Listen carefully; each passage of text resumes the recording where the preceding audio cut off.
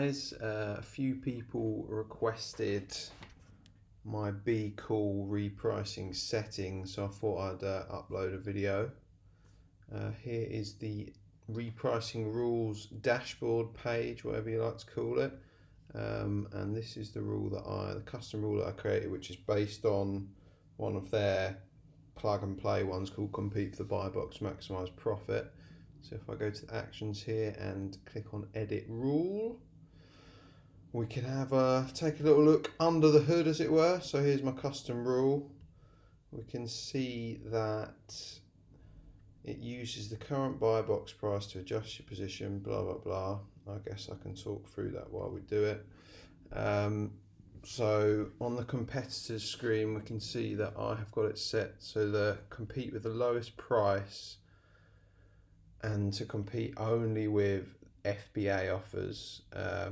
Obviously we don't want to compete with FBM because we can sell for a higher price than them, and I don't want to compete with Amazon because they often don't share the buy box, and it will mean that I'll be competing with their new price, so it's not really advisable to tick this box here. If we scroll down to the custom settings, I don't think this matters too much. It's more of an FBM merchant fulfilled setting, but if we go down here, you can exclude sellers that you don't want to reprice against. So maybe some of the mega sellers, if you just don't want to be a part of their penny underpricing or tanking the prices, you could exclude them here. I haven't got any of that set. All I've got set up is that I don't want to compete with anyone with a feedback rating less than 80%, just because there may be scam sellers or people might not buy their books because they have got such a rubbish rating. So I'll just not include those in my repricing competition. You can exclude sellers, like new sellers who haven't got any feedback yet, but I'm still happy to compete with new sellers. So I've kept that ticked off.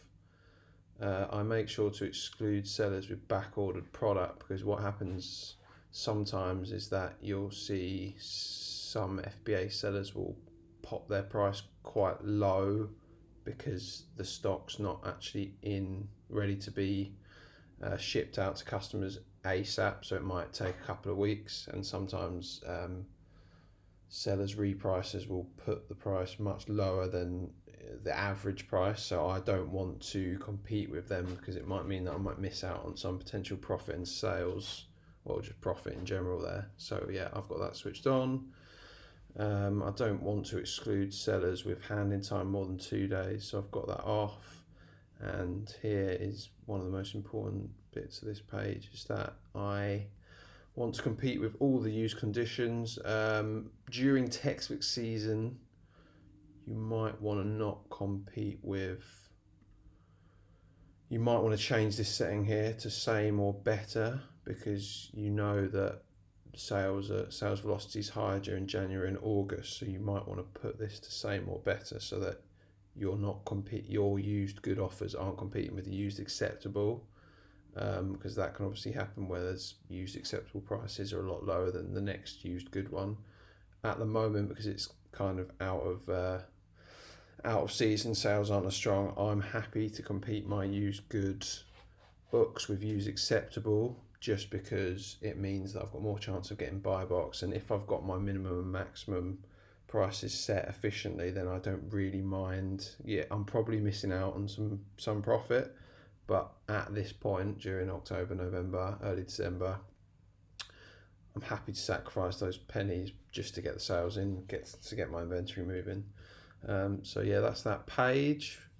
Let's move on to the next one. Define how Bqool reprices when you're not in the buy box. Okay, so this is basically just going through what you want your prices to do when there's competition outside of your minimum maximums. I think I've just got it set. This one's fairly self-explanatory. Just if competition is lower than my minimum, I've just got it set to the minimum, and then I'll just wait until that competition sells out and I'll sell at the minimum, or it will reprice. efficiently for me after that. This one's, I guess, kind of important depending on how aggressively you want to price. So when there is no competition, I've got it set to use my maximum price. I make sure not to put my maximum price too high so as to just completely alienate buyers, because if you put your maximum price at like $400, not only could that lead to stranded, like your book going into the stranded inventory section of Sell Essential, it also just means that people aren't going to buy many books for a really high price. So I don't usually put my prices much above $350. I could be missing out on some sales there, and possibly there are some crazy people out there who will pay $400 for a book, and there are certain titles that I will put my maximum price higher because I know that they're kind of a rare book or an old book or whatever, first edition. You can put it up a bit, but for most of the books I don't put them higher than $300, just because I would rather sell more books at a lower price than have them sitting in my inventory, like gathering dust basically. So yeah, I've just got my max price on when there's no competition. Price change safety net, I don't really know what this is, so let's not worry about that. This is just set up to use my minimum price.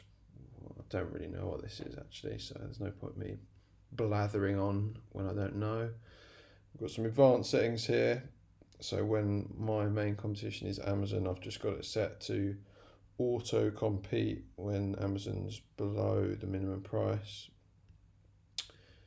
What else have we got here? So yeah, this is just using the minimum price when Amazon's getting involved, and I think it's the same with my FBA versus FBA. I don't think these settings matter a great deal when you've, bear in mind when you've got that first page set up the way that I've got it set up.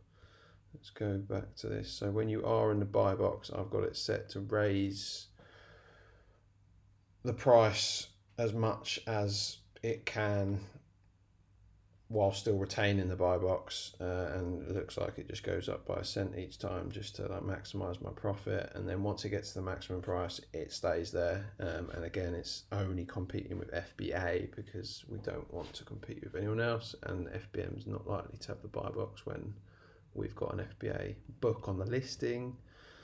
You can set a safety net here. I haven't done that, so you can look into that if you want, but it doesn't seem to affect me too much.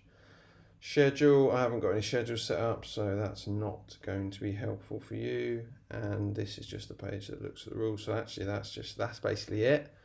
I hope that was helpful. I just want to caveat this whole video by saying I am not a master at Bqool. I've pretty much just set that up, not really based on any advanced knowledge. If you do need more advanced knowledge, there is a Facebook group called Bqool Support, I believe. So you can add yourself to that, and then the techie nerds there will be able to give you a much better understanding of some of the bits that I might not have gone into enough detail for you for. So yeah, that's my Bqool repricing setting that I use for pretty much every listing. So yeah, I hope that was helpful, and yeah, cheers.